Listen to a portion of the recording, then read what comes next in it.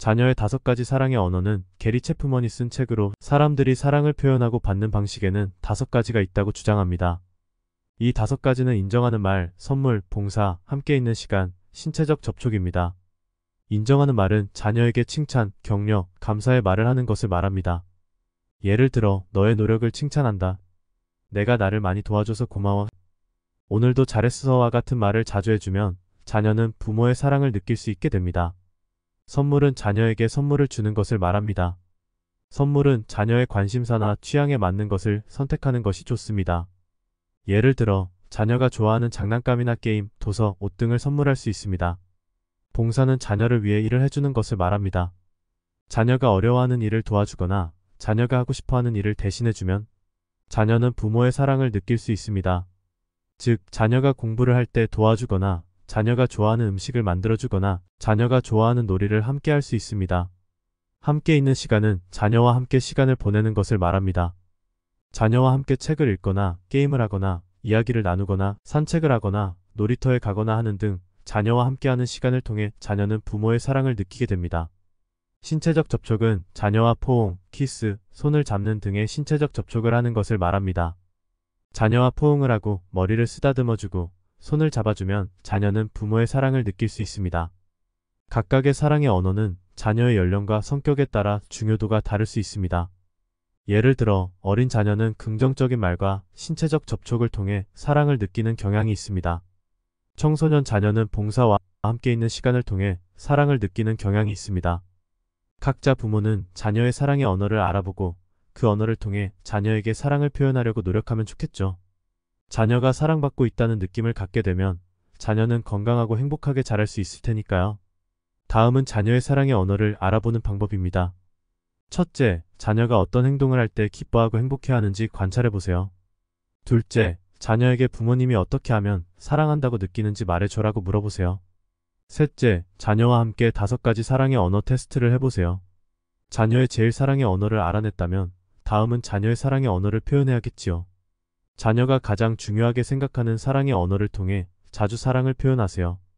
부모가 좋아하는 사랑의 언어와 자녀가 좋아하는 사랑의 언어가 다를 때 자녀의 제일 사랑의 언어로 표현하는 것이 어색할 수도 있겠습니다만 조금씩 지속적인 노력을 통해 습관이 되도록 노력하라고 저자는 조언하고 있습니다.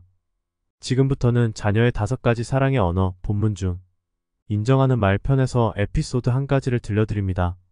몇 년 전 리더스 다이제스트에 매우 훌륭한 고등학교 수학교사에 대한 기사가 실렸다. 이 여교사는 미네소타주 모리스시에 있는 성 메리 학교에서 학생들을 가르치고 있었다.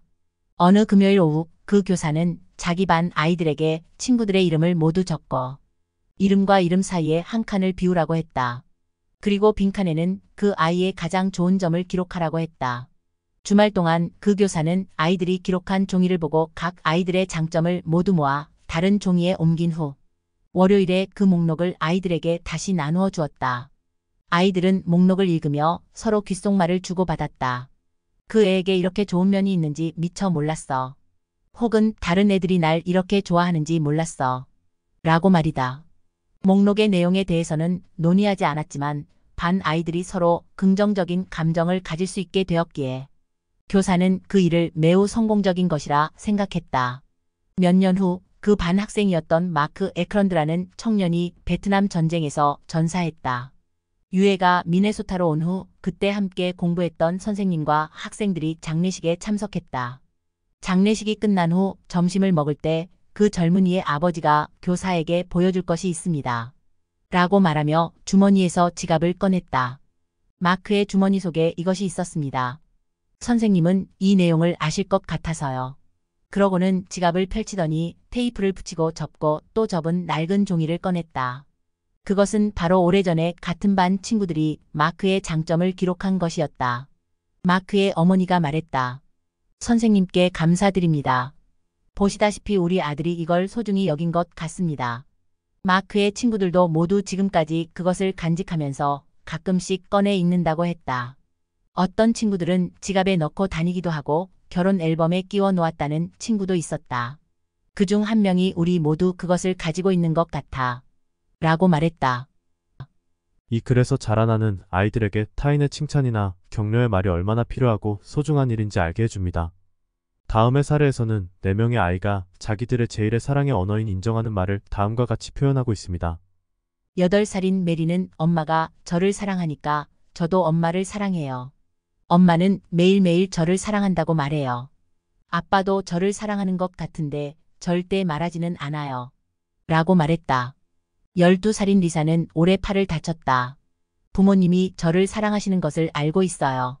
제가 학교 공부를 아주 힘들어하니까 격려해 주셨거든요. 몸이 좋지 않을 때는 숙제하라고 강요하지 않고 나중에 하라고 해요. 부모님은 제가 열심히 노력하는 것을 자랑스러워하시고 뒤처진 과목도 잘 따라갈 거라고 하셨어요. 데이비드는 성격이 활달하고 솔직한 5살 아이다. 우리 엄만 날 사랑해요. 아빠도 날 사랑해요. 엄마, 아빠는 매일 널 사랑해. 라고 말씀하셔요. 10살인 조는 3살 때부터 위탁 부모 밑에서 자랐다. 지난 8개월간 4번째 위탁 부모인 봅과 베시와 함께 생활했다. 그들이 너를 사랑하냐는 질문에 조는 그렇다고 대답했다. 어떻게 그렇게 빨리 대답할 수 있냐고 물었다. 그들이 제게 소리를 지르지 않기 때문이에요. 이전에 양부모님은 언제나 제게 소리를 질렀어요. 저를 쓰레기처럼 취급했고요. 그런데 봅과 베시는 저를 존중해줘요. 제게 문제가 많다는 것을 알아요. 하지만 그들이 저를 사랑한다는 것도 알고 있어요. 제1의 사랑의 언어가 인정하는 말인 자녀들에게 부모나 다른 어른들이 말하는 것으로 인정하는 것보다 그들이 사랑받는 것을 느끼게 하는 것은 없다. 그와 반대로 정죄하는 말은 그들에게 깊은 상처를 준다. 거칠고 비평하는 말은 모든 아이에게 해롭다. 제1의 사랑의 언어가 인정하는 말인 아이들에게는 매우 치명적이다. 그들은 오랫동안 그 말들을 마음속에 간직하고 되새길 것이다. 그러므로 부모나 주변에서 영향을 미치는 어른들은 부정적이고 비판적이며 거친 표현을 했을 때 빨리 사과해야 한다. 사과한다고 말이 지워지는 것은 아니지만 그 효과는 최소화시킬 수 있다. 당신이 자녀에게 부정적으로 말하는 사람이라면 배우자에게 당신이 어떻게 말하는지 들려달라고 부탁해서 한번 직접 들어보라. 이렇게 하는 것은 각성하는 계기도 되지만 부정적으로 말하는 당신의 습관을 고칠 수 있는 방법이기도 하다. 긍정적인 의사 전달이 자녀와 부모 간의 관계에 매우 중요하기 때문에 옛 습관을 버리고 새로운 습관을 만드는 것이 바람직하다. 그렇게 되면 당신의 자녀는 놀라운 효과를 얻을 것이며 당신도 상당한 만족을 얻게 될 것이다. 이상은 자녀의 5가지 사랑의 언어 중 일부를 읽어드렸습니다. 그럼 자녀를 칭찬과 격려를 하게 될 때 나타나는 효과는 무엇일까요? 부모가 자녀를 인정하는 말을 할 때 그 효과는 값으로 따질 수 없을 텐데요. 그 효과는 다음과 같습니다. 첫째, 자녀가 자신의 가치를 인정받고 있다는 느낌을 갖도록 하며 자녀의 자존감을 높이는 데 도움이 됩니다.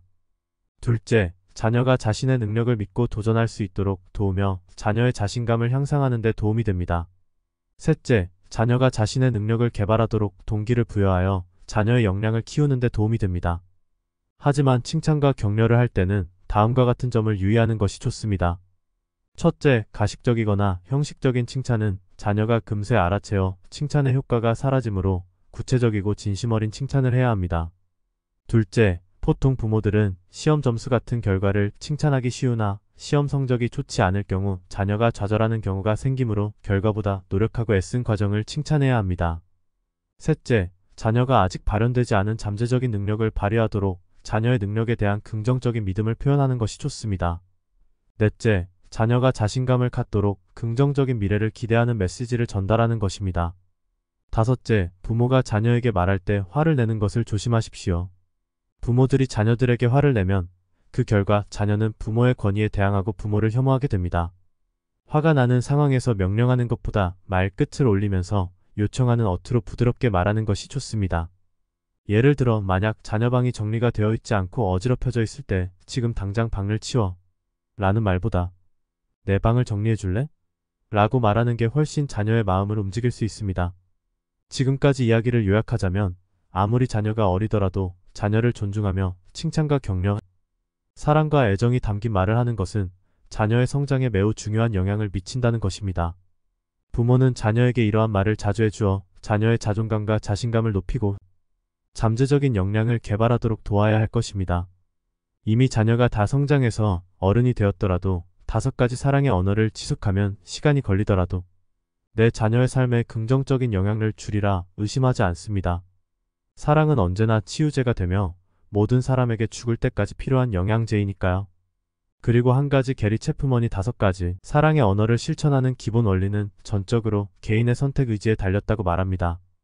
자녀에게든 배우자에게든 사랑을 실천할 거냐 말 거냐는 상대의 자격 요건과 무관하게 우리의 선택 의지에 달렸으며 에리 프롬이 사랑의 기술에서 말한 것처럼 모든 사람이 평생을 두고 갈고 닦아야 될 덕목이라고 생각합니다. 이상으로 자녀의 5가지 사랑의 언어 중 인정하는 말 편에서 발췌하여 전해드립니다. 부비북이었습니다. 여러분의 성공과 행복을 응원합니다. 이 영상이 좋으셨다면 구독, 좋아요 부탁드립니다.